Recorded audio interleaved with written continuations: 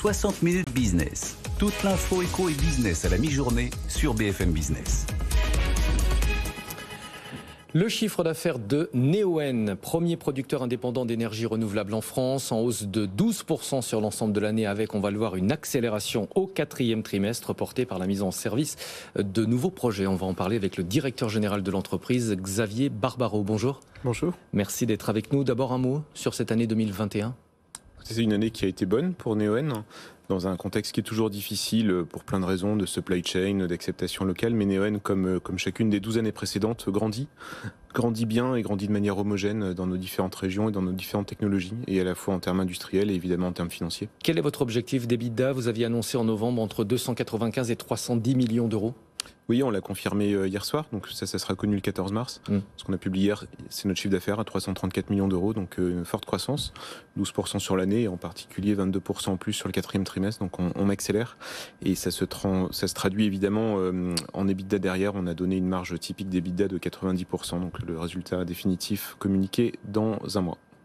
Vous revendiquez aujourd'hui une capacité de production de 5,4 gigawatts, donc soit en service, soit en cours de construction. C'est supérieur à votre objectif qui était de 5 gigawatts. Est-ce que vous allez relever du coup l'objectif 2025 qui était supérieur à 10 gigawatts ?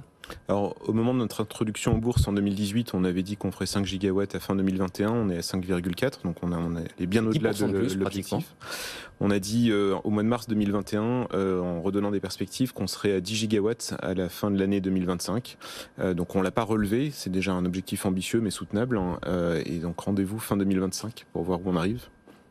Vous avez débuté fin 2021 la construction d'un système de batterie en Australie pour stocker de grandes quantités d'énergie. C'est vraiment le chaînon manquant pour les renouvelables d'être capable de stocker de l'énergie puisque par définition les énergies renouvelables sont aussi intermittentes.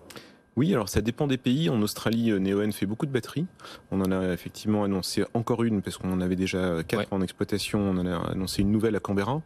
En Australie, il y a par exemple moins d'hydroélectricité qu'en France. En France, où on a aussi des batteries, en Finlande, où on a aussi des batteries, le besoin est moins fort parce qu'il y a déjà des moyens existants de vivre avec l'intermittence du soleil et du vent, mais qui n'est pas un tel problème. Ça s'intègre assez bien dans le mix pour peu que tout le solaire ou tout l'éolien soit pas au même endroit. En réalité, le problème de l'intermittence est un peu surjoué par les anti-renouvelables.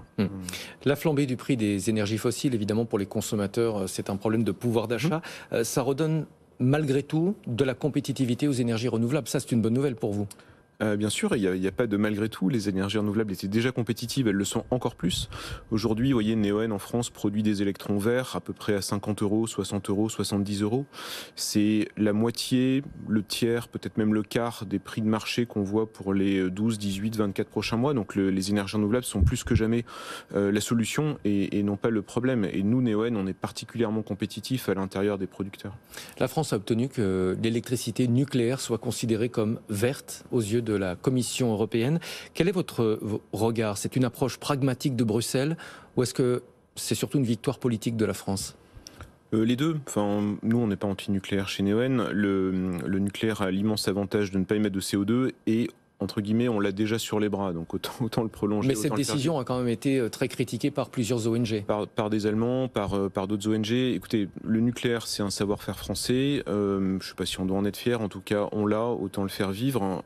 Pour reprendre les mots du président Macron, remettre du nucléaire en plus en France, ça va prendre des décennies. Donc de toute façon, les énergies renouvelables sont un complément indispensable du nucléaire. Quand on regarde les objectifs donnés par le président, il y aura en 2050 en France autant de solaire que de nucléaire. Donc on parle vraiment de quelque chose un système qui repose sur deux piliers, et c'est très bien parce qu'on sera au rendez-vous. Le renouvelable, c'est de la compétitivité, vous nous l'avez dit. C'est évidemment environnementalement remarquable. Ça crée de la souveraineté. Aujourd'hui, quand on produit de l'éolien ou du solaire en France, on ne dépend pas du gaz russe, on ne dépend pas de l'uranium africain. Et puis ça crée de l'emploi. De toute façon, il y a des champions français du renouvelable qui sont particulièrement bons dans leur secteur.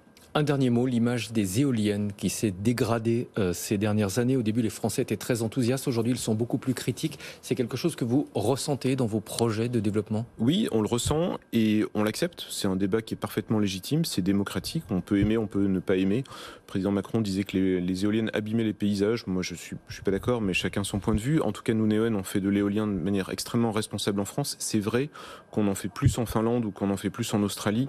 On a moins de voisins et c'est quelque chose qu'on accepte, avec lequel on vit bien. En tout cas, nos projets en France avancent dans le respect des points de vue locaux et en faisant un travail qui s'inscrit dans la durée, puisque c'est évidemment le modèle de Neoen de travailler sur plusieurs décennies en bonne entente avec toutes les parties prenantes. Merci beaucoup. Merci Xavier Barbaro, directeur général de Neoen.